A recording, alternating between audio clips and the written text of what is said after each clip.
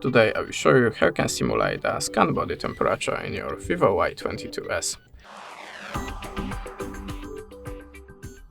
So we have to start from the downloading this app and launch it. Now skip the ads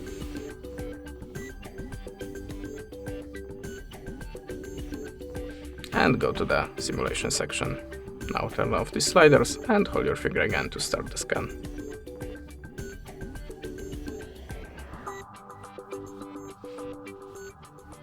We have to wait again to close the ad.